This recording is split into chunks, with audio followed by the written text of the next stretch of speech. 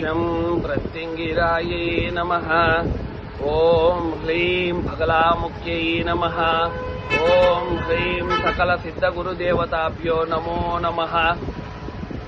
శ్రీ శ్రీ శ్రీ వారాహి సమేత అథర్వణ భద్రకాళి ప్రత్యంగిరా పరమేశ్వరి పీఠం నుంచి భక్తులకు సాధకులకు శ్రీ బగలాముఖి అమ్మవారి యొక్క జయంతి శుభాకాంక్షలు అందరికీ తెలియజేస్తూ అమ్మవారి యొక్క కృపా కటాక్షాలు మీకు మీ కుటుంబాల మీద ఎల్లవేళలా ఉండాలని మనస్ఫూర్తిగా అమ్మవారిని కోరుకుంటూ ఈరోజు సాధనలో మీ ముందుకు గురువు యొక్క ప్రాధాన్యతను తీసుకొని రావడం జరుగుతూ ఉంది. ఈ వీడియో మిగిలినటువంటి అన్ని వీడియోల కన్నా చాలా అతి ముఖ్యమైనటువంటి వీడియో. ఈ యొక్క వీడియోని మీరందరూ చూసి అదేవిధంగా మీ యొక్క సహపాఠులకు కూడా పంపడం వలన, షేర్ చేయడం వలన వారికి కూడా జ్ఞానాన్ని పెంపొందించినటువంటి వారు అవుతారు. కాబట్టి మనస్ఫూర్తిగా ఈ యొక్క వీడియోని అందరికీ షేర్ చేస్తారని తెలియజేసుకుంటూ, గురువు అని అంటే అంధకార బంధురమైనటువంటి జీవితములో వెలుగును నింపడానికి సాక్షాత్తు పరమేశ్వరుని రూపంలో మన వద్దకు వచ్చినటువంటి వాడినే గురువుగా శాస్త్రం చెబుతా ఉంది. అలాంటి గురువు అనేటువంటి వ్యక్తి లేని చోట శిష్యుడు అనేటువంటి వానికి ముఖ్యమైనటువంటి ఇంపార్టెన్స్ అనేది ఉండదు. కాబట్టి గురువును అతి ముఖ్యముగా భావించినటువంటి ఏ శిష్యుడైతే గురువు చెప్పినట్టు సాధన చేస్తాడో అలాంటి యొక్క శిష్యుడు అమితమైనటువంటి విద్యారంగములో అపారమైనటువంటి జ్ఞానాన్ని సముపార్జన చేసుకోవడం జరుగుతూ ఉంటుంది.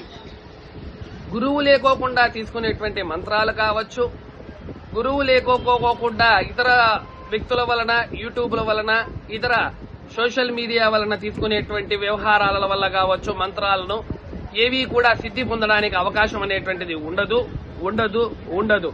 కాబట్టి ఈ విధమైనటువంటి ప్రకోపనల్లో చేసేసి అందరూ కూడా యూట్యూబ్ ద్వారా తీసుకుంటున్నాము, పుస్తకాల ద్వారా మంత్రాలను తీసుకుంటున్నాము, మాకు వాటిలో ఫలితం కలగలేదు, వాటిలో మార్పు కలగలేదండి అని అంటే కారణం అనేటువంటిది ఇదే.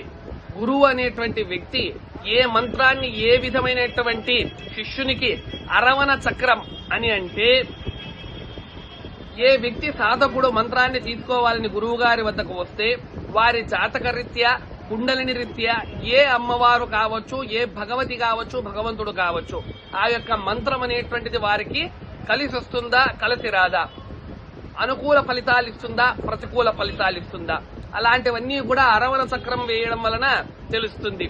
అమ్మా నేను అందరూ కూడా నాకు ప్రత్యంగిరి అమ్మవారి మంత్రమే కావాలి అనే దగ్గరకు వస్తే అందరికీ కూడా ప్రత్యంగిరి ఇవ్వడానికి అవకాశం ఉండదు. మీ యొక్క జాతక చక్రాన్ని బట్టి గణపతి ఇవ్వచ్చు, బాలా ఇవ్వచ్చు, అంటే బాలా త్రిపుర సుందరి ఇవ్వచ్చు, లేదా ఇతరమైనటువంటి శాక్తేయానికి సంబంధించినటువంటి మంత్రాలు కావచ్చు, ఇతరైన స్త్రీ విద్యా ఉపాసనకు సంబంధించినటువంటి మంత్రాలు కావడం వారి యొక్క జాతక రీత్యా మాత్రమే ఇవ్వడం జరుగుతుంది. కాబట్టి ఇలాంటి విషయాలన్నిటినీ కూడా గుర్తు పెట్టుకొని గురువునే సాక్షాత్తు పరమేశ్వరుడుగా భావించి సాధన చేస్తాము అన్నటువంటి వారు మాత్రమే ఈ యొక్క రంగంలో ముందుకు పోతారు, అమితమైనటువంటి ఫలితాలను పొందుతారు.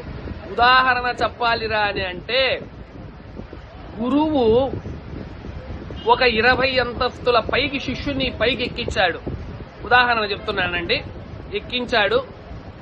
అక్కడి నుంచి కూడా నాయనా నీకేమీ కాదు దుంకేయి అని చెబితే దుంకడానికి కూడా సిద్ధంగా మనస వాచ కర్మన గురువుని యొక్క పాదాలను శరణు కోరినటువంటి వాడైతే మాత్రమే ఈ విద్యలలో ముందుకు రాణిస్తాడు, లేదా ఈ యొక్క విద్యలలో ముందుకు పోవడానికి అవకాశం అనేటువంటిది పొరపాటున కూడా ఉండదు. కాబట్టి ఈ విషయాలన్నింటినీ కూడా సాధకులు, భక్తులు గమనించి మీరు ఏ గురువునైనా ఆశ్రయించండి, కానీ నగురు రధికోము అంటే గురువును మించినటువంటి వాడు ఎవరూ లేరు అనేటువంటిది మనస వాచ కర్మన పూర్తి భక్తి, విశ్వాసము, నమ్మకము ఉంటేనే ఈ యొక్క రంగములోనికి, మంత్రశాస్త్రంలోనికి రండి. లేదా అమూల్యమైనటువంటి మీ యొక్క సమయాన్ని వృధా చేసుకోకండి. ఇంకోసారి చెప్తున్నా, అమూల్యమైనటువంటి మీ యొక్క సమయాన్ని, కాలాన్ని వృధా చేసుకోవద్దండి.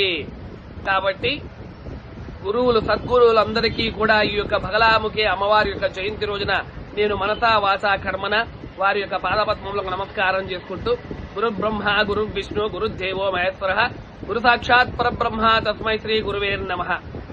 ఓం హ్రీం సకల సిద్ధ గురుదేవతాభ్యో నమో నమః. హరి ఓం తత్సత్.